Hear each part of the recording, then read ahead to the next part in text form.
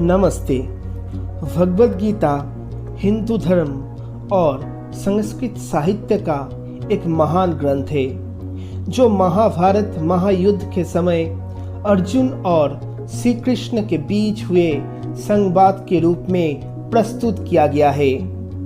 ये एक प्रेरणादायक ग्रंथ है जो मन, शरीर और आत्मा के विभिन्न पहलुओं के विषय में गहरी ज्ञान का प्रदान करता है।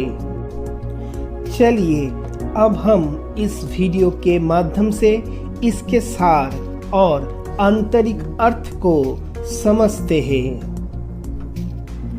भगवद गीता महाभारत के महत्वपूर्ण भाग में स्थित है।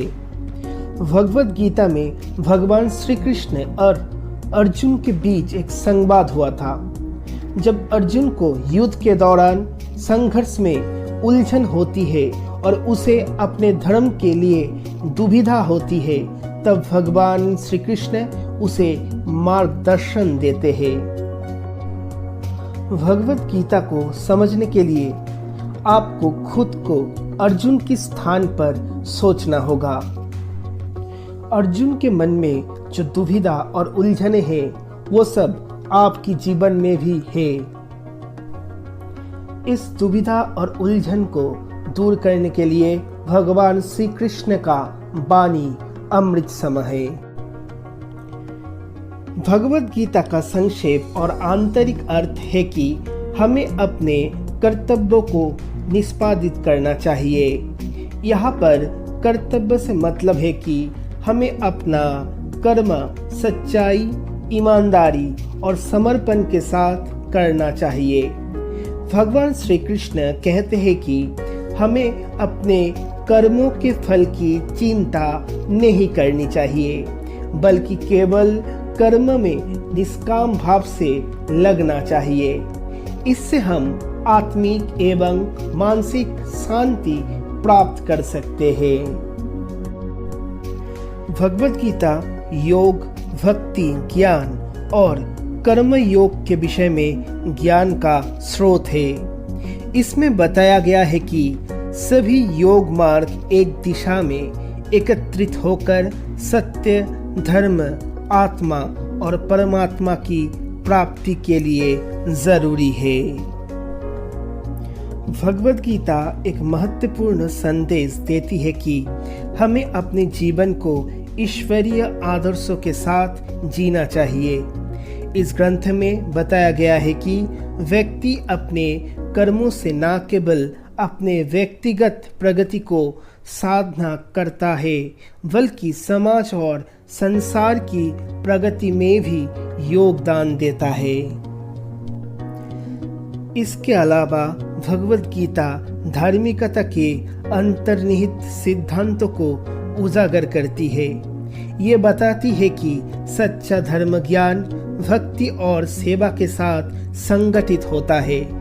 जीवन में समर्पण और निस्वार्थ भाव के साथ कर्म करने से हम अपने मन को शांत और स्थिर रख सकते हैं।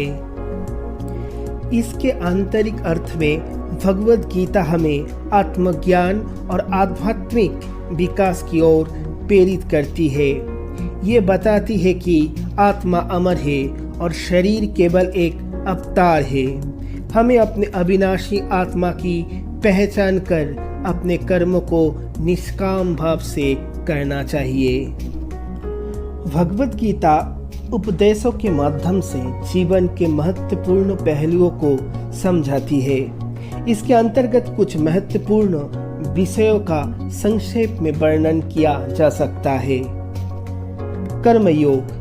भगवद गीता में बताया गया है कि हमें अपने कर्मों के फल की चिंता नहीं करनी चाहिए।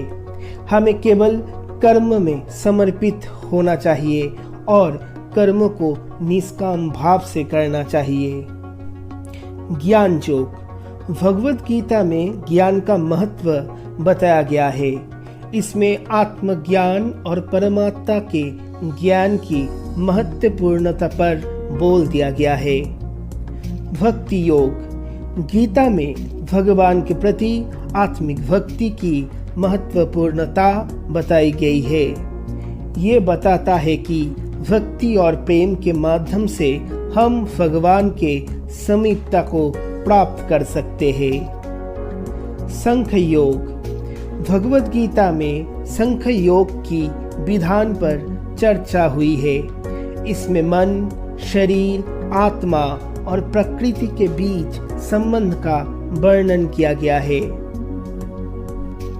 भगवद गीता में व्यापक और गहरे आदर्शों का वर्णन है जो हमारे जीवन के विभिन्न पहलुओं को समझने में मदद करते हैं। निष्काम कर्म। गीता में बताया गया है कि हमें कर्म को निष्काम भाव से करना चाहिए।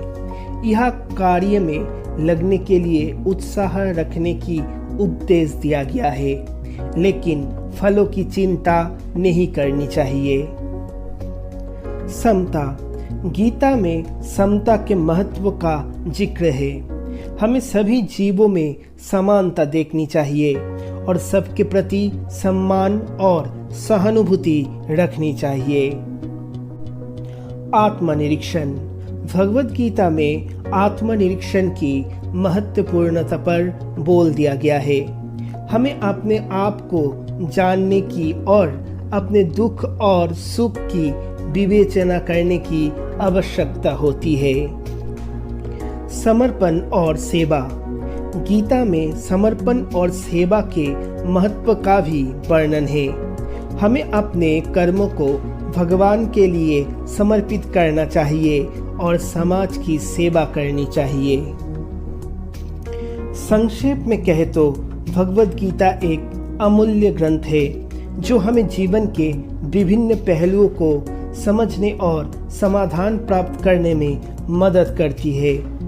इस ग्रंथ के माध्यम से हमें कर्म योग, ज्ञान योग, भक्ति योग और संख योग के सिद्धांतों का ज्ञान प्राप्त होता है। ये हमें धार्मिकता, आत्मनिरीक्षण, समता, समर्पण और सेवा के महत्व को समझाती है। इसके माध्यम से हम अपने जीवन को सार्थकता और प्रगति की दिशा में आगे बढ़ा सकते हैं। भगवद गीता हमें आध्यात्मिक विकास और आनंदपूर्वक जीने के मार्ग का प्रदर्शन करती है। इसलिए ये ग्रंथ हमारे जीवन का